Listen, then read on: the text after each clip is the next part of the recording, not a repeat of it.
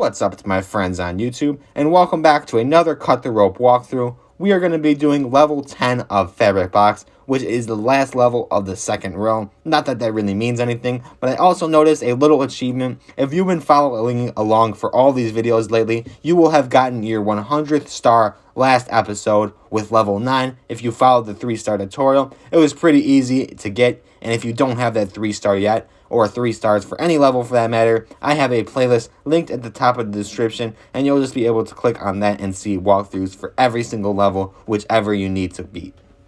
As for this level though, it's the second one with the spiders. You only have one option to cut the rope there, and then the spiders are going to follow the candy, but you just want to cut it so that it gets that last star up there with the bubble. And then as the rope drops down, it's going to be confusing on exactly how to do it, but the rope kind of bobs around and swings. And like most levels, you cut the rope right when the candy is hovering above Omnom's head. You kind of got to use momentum with it, and obviously over time you are getting better and better with practicing the momentum, but don't be discouraged if you have it swing past them a couple times. There is always a restart button.